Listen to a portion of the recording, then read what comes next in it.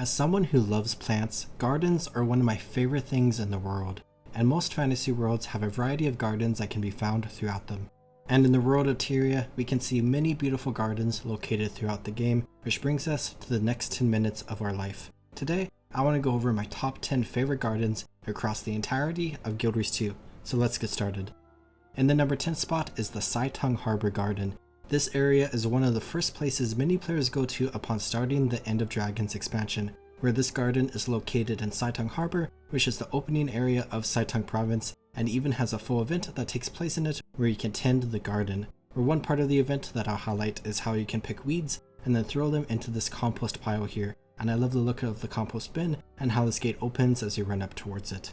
But this garden is just beautiful. There are a lot of plants spread throughout the garden, some in the ground and some in raised beds, and many of the plants you can even harvest to use or sell, like these sugar pumpkins, zucchini, potatoes, flax, herb seedlings, cabbage, and soybeans. There are even a ton of different decorations around here, like all the fences and lanterns that just come together to make this a really gorgeous garden. I especially like this fountain that has some water plants growing in it, with this really beautiful tree in the center.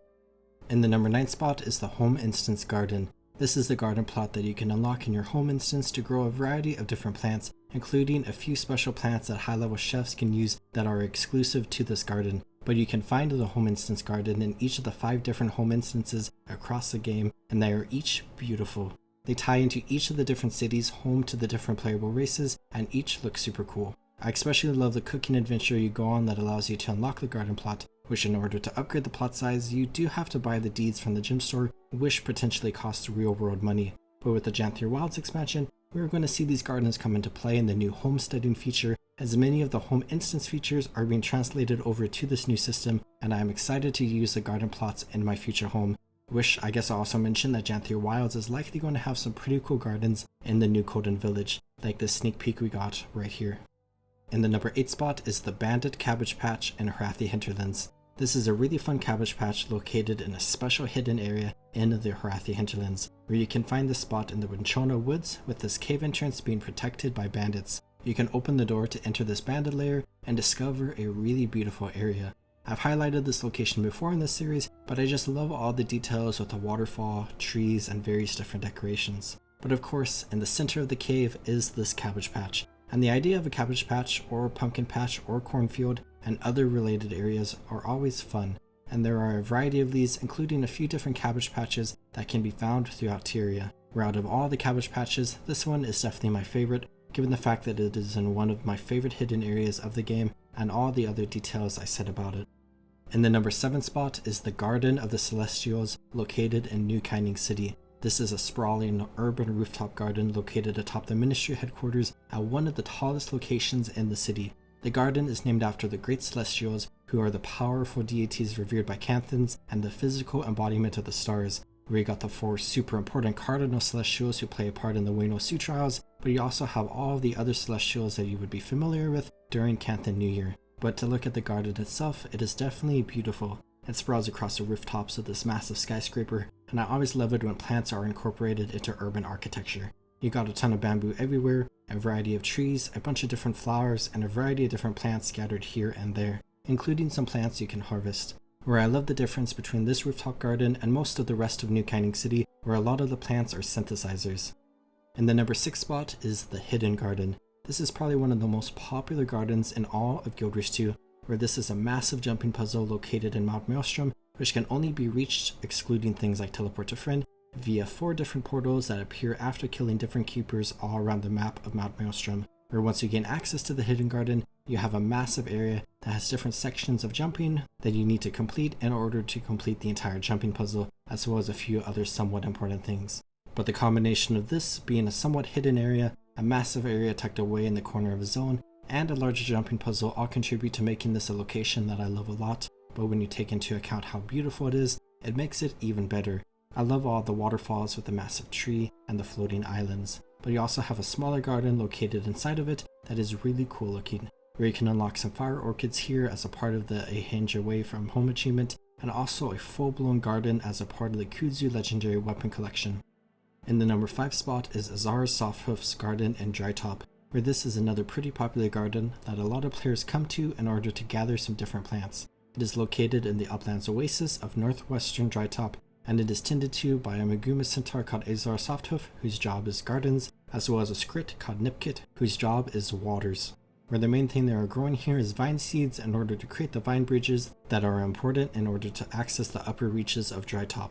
But there are also primordial orchids growing here as a part of the A Hinge Away from Home achievement, and then there are some carrots, lettuce, cabbages, and cacti growing in the largest plot. You have this cool tent with a campfire, chests, sacks, basket, a rack of meat, and a large jug, and then the rest of the area is nice with the whole oasis and the juvenile pink moas, waterfall, and creek. In the number 4 spot is Rolan's Garden and Lion's Arch, where this is a tale of tragedy. You see, Rolan is a troll who was hidden up in the hills of Lion's Arch and kept to himself and tended to his own garden. And in the search of loot and glory, players would complete the Troll's End jumping puzzle, which takes him through Lion's Arch and up to this troll's garden and harvest all the vegetables and herbs that he spent months growing. And with the update to Lion's Arch following its destruction in Living World Season 1, we got Troll's Revenge, which is considered one of the more complicated and lengthy jumping puzzles in all of Guild Wars 2, perhaps an act of revenge on Rolan's part. But you can make your way through the entire jumping puzzle and find his garden again, and just like before, you can take all the vegetables and herbs again. In the number 3 spot are the Divinity's Reach Palace Gardens. This is another one of the most popular gardens in Guild Wars 2 that actually holds a mystery that is still unresolved to this day. To look at the garden itself, it is incredible. There are a bunch of beautiful trees, a wide variety of different topiary, and a ton of different plants and flowers spread throughout the garden. This is the location you come to during the Celestial Challenge during Lunar New Year, and you also walk through this garden and talk about it with Queen Jenna herself during Living World Season 3. There are a ton of important things scattered around this garden, where the garden itself as well as the mechanisms above it are just fantastic. But to dive into that mystery I was talking about, this garden was built around 1265 after Exodus by the orders of King Roderick, who is most likely Queen Jenna's grandfather, and it was built by the Grand Wizard Garin. Which, if that name sounds familiar to you, the wizard Garin is the wizard located inside of the Wizard's Tower who plays a pretty important part in the Secret of the Obscure expansion, where people speculated and discussed the connection between the wizard Garin and the wizard Garin, and to this day we still do not know. Where if I were to make a guess, it is probably just a coincidence that these two wizards have a similar name and that Garin was just a powerful mage loyal to the Crichton royal family, but I do hope we get to learn more about him one day. In the number 2 spot is a 4-for-1, and it is the gardens of the various Savari cycles, where Savari are born under the 4 different cycles being dawn, noon, dusk, and night, where depending on what cycle you are born under, you tend to have a different personality than the Savari of other cycles and share a similar one with the Savari born under the same cycle as you. Where oftentimes, especially for younger saplings, Savari will tend to spend a lot of time amongst the Savari of their own cycle, learning from them and finding themselves in the world. Where each of the cycles have a specific garden which can be located in the bottom of the grove, where if you look at the grove as a whole, it is kind of like one massive garden. But you got the Garden of Noon that blends in with the Dreamer's Terrace, which is the Savari home instance, and I love all the trees around here. The Garden of Dusk has a bunch of beautiful waterfalls with this cool pond that has some of my favorite lily pads in Guild Wars 2. The Garden of Night has more waterfalls and ponds with the House of Kaith, and a ton of these blue plants that I love a lot.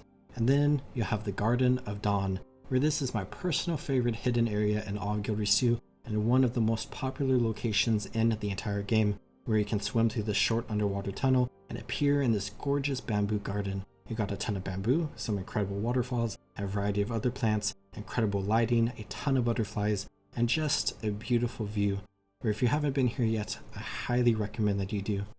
But now for the number 1 spot, for my favorite garden in all of Guild Wars 2, and it just has to go to Anya's Strawberry Garden. Similar to the Garden of Dawn, this is a location that I talk about over and over on my channel, and I just love it so much.